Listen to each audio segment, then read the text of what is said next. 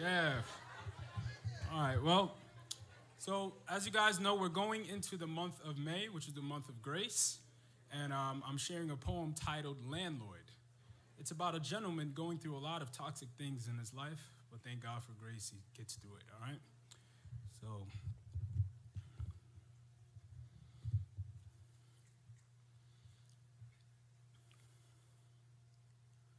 it's May 28th. What a beautiful day. But in my head, it sounds like stadium speakers when the alarm rings. Last night was crazy. I wake up and hit my foot on the ledge, which brings me back to past pains and past abuse I never dealt with. And I haven't really felt it in a while. It's a glimpse of what my insides look like. I find my way to the bathroom and the mirrors are broken. I can't fully see myself unless behind a filter anyway. I don't know who I am. I don't know my purpose. But I know I have to pay Uncle Sam and hurry to work. I hit the front door because it never works. I hop in my car I can't afford. Because I'd rather look rich than be rich. I go to work and hit buttons for green for a salary, but I don't buy celery. I live in a city, but also a desert. The block is hot. Driving home through mountains of potholes takes me to the top. Feeling like I have hydraulics. A bunch of corner stores with alcoholics and narcotics. I get home and climb up my stairs with the wobbly broken handle. I kick the door back open. My hallway resembles the roads, filled with bumps and broken hearts. And knuckle prints on the wall, I call it abstract art. And somehow, I think the walls of my home and a woman can take away my pain, but somehow, it always comes back to me again, just like the phone bill. I hope the day of my home inspection isn't coming soon. Now it's May 29th. The government of my house is in shambles. Wars and battles have been fought in each room. The atmosphere of the home is toxic. Pollution in the air. The carbon monoxide alarm beeps in the background because I never fix it. Who cares anyway?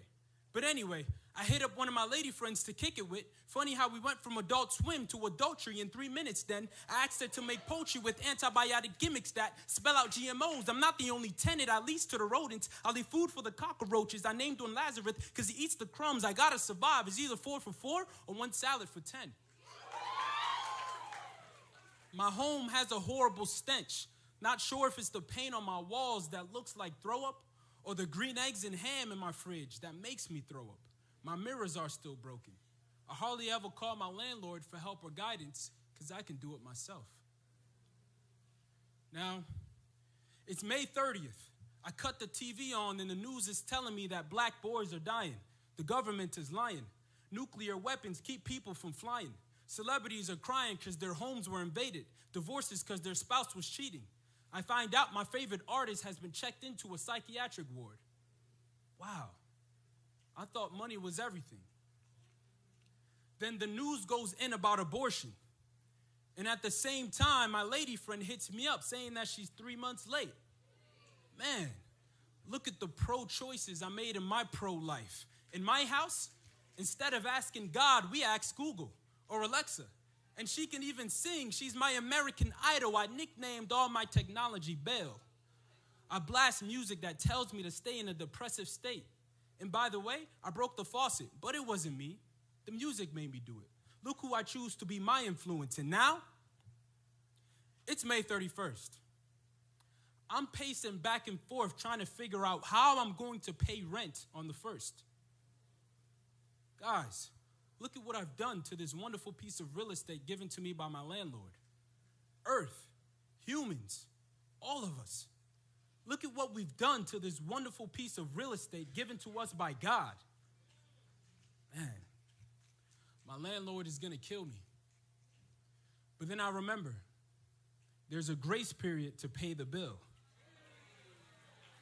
Thank God for grace given through Jesus because I don't deserve it. So now, Jesus invested his life for my home. He renewed my mind and my spirit. He saved me from being evicted when I was convicted. He fixed the mirror so I can see my true self and my true worth. He fixed the walls of my heart and the walls of my home. You see, this land wasn't built in a day. Now all 7 days and 7 rooms are governed by peace from the Holy Spirit. He restocked my fridge with overflowing fruits that I can't even contain. I tasted and I saw that I can no longer complain about the foods because I was fully satisfied. My cup can finally be filled up. Now at the dinner table, my wife is like a fruitful vine and my children are like olive plants all around the table. New mercies every morning takes me from glory to glory. No more cockroaches, the new creature is me.